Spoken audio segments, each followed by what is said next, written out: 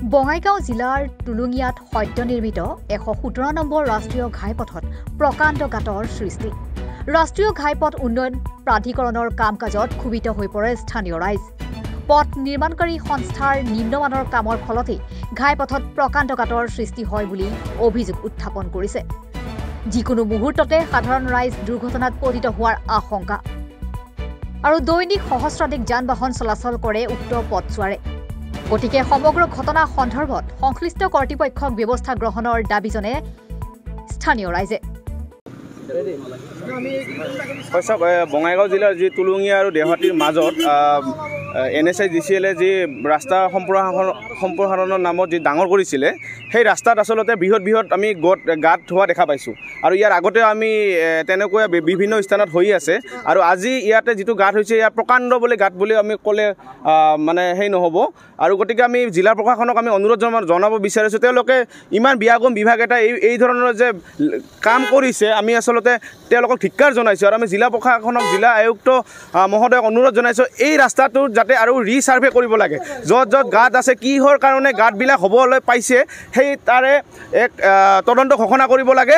আৰু অনতিপলমে আমি বিভাগীয় কৰ্তৃপক্ষক দাবী জনাব বিচাৰিছোঁ, এনেকুৱা ধৰণৰ গাঁত যাতে আৰু পুনৰাবৃত্তি নহয়, তেওঁলোকে ভালদৰে কামবিলাক কৰক। আৰু নহ'লে তেওঁলোকক আমি বিহিত ব্যৱস্থা ল'বলৈ আমিও ছাত্ৰ সন্থা সাজু আছোঁ। আৰু যদি এনেকুৱা ধৰণৰ কাম কৰি থাকে, আমাৰ নিৰীহ বহুত ব্যক্তি হয়তো প্ৰাণাহুতি দিবলগীয়া হ'ব পাৰে। যিমান ডাঙৰ এটা গাঁত আছে, সেই গাঁতত আচলতে সেই বিভাগটোৰ গোটেই মানুহ বোধে এই গাঁতটোৰ ভিতৰত সোমাব। গতিকে আমি অনতিপলমে ইয়াৰ ব্যৱস্থা কৰিব লাগে। আৰু জিলা প্ৰশাসনক তেওঁলোকে যি বিভাগীয় কৰ্তৃপক্ষক আমি অনুৰোধ জনাইছোঁ, ইয়াৰ সোনকালে এক সমাধান উলিয়াব লাগে।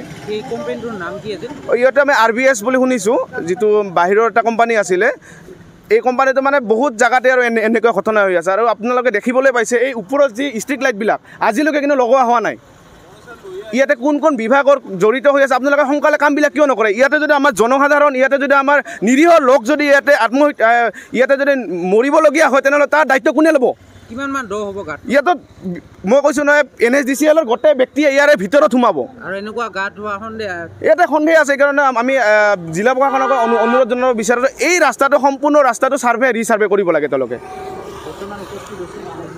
বৰ্তমান উপস্থিত হৈছে, কিন্তু তেওঁলোকে 2 ঘণ্টা পিছতে ইয়াতে আহি পাইছে। NHDCL লগতে জিলা প্ৰশাসন বা আৰক্ষী বিষয়া 2 ঘণ্টা পিছতে ইয়াতে আহি পাইছে। আমি অভিযোগ দিয়াৰ পিছত কোনো ধৰণৰ ইয়াতে মানে ফলক লগাইছে? কোনো ধৰণৰ ফলক লগোৱা হোৱা নাই। এতিয়াও মানে হেৰি হোৱাৰ দুৰ্ঘটনা হোৱাৰ সম্পূৰ্ণৰূপে ইয়াতে চান্স আছে। আৰু ইয়াতে বোলে নহয়, আমি এই সম্পূৰ্ণ ৰাস্তাটো আমি ৰিচাৰ্ভে বিচাৰিছোঁ ছাত্ৰ সন্থাৰ পৰা। Bureau report, Republican. মহানগৰীত উৎকৃষ্ট hotel the Villa, Adarshpur, bylane number 1। Kahilipara Sarva Shiksha অভিযানৰ কাৰ্যালয়ৰ কাষতে হোটেল দ্য ভিলাত আছে উৎকৃষ্ট মানৰ সা-সুবিধা, য'ত আছে আটকধুনীয়া কোঠা, লগতে পাব লাক্সাৰী সুইট আৰু ডিলাক্স ৰুম।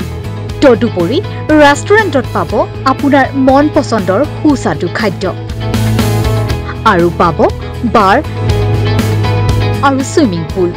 দ্য ভিলাত পাব আপুনি নৈসংগিক পৰিৱেশ আৰু সুস্বাদু খাদ্যৰ সম্ভাৰ।